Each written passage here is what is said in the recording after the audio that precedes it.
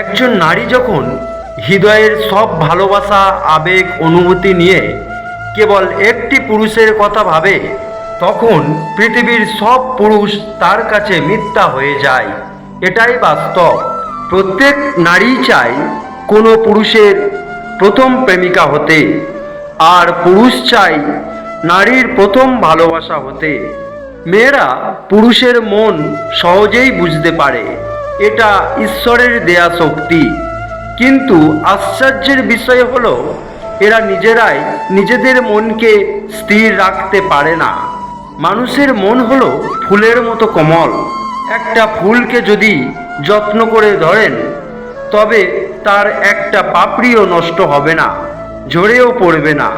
আপনি যদি কারো সাথে সুন্দর ভাষায় কথা বলেন, তবে সে যতই কঠিন প্রকৃতির হোক না কেন, আপনার সাথেও সুন্দর ভাষায় কথা বলবে। তুমি যদি কালো মেয়েকে বিয়ে করো, তবে সে তোমার হবে। আর যদি সুন্দর মেয়েকে বিয়ে করো, তবে তুমি তার হবে।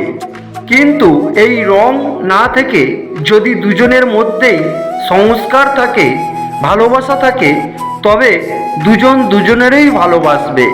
ভালোবাসা ও প্রেম এক নয়।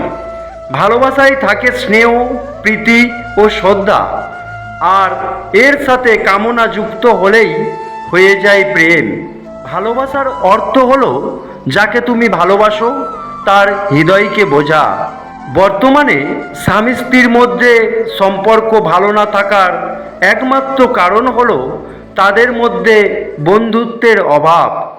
একজন মানুষকে তুমি যতটা সম্মান করবে, ততটাই তোমার কাছে আসবে।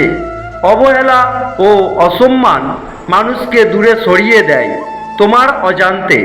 কোনো মানুষই খারাপ নয়। মানুষ একজন অন্যজনের কাছে তখনই খারাপ হয় যখন চাওয়া পাওয়া ও স্বার্থ থাকে। কাউকে সারা জীবন কাছে পেতে চাও, তাহলে প্রেম দিয়ে নয়, সম্মান ও বন্ধুত্ব দিয়ে কাছে রাখো।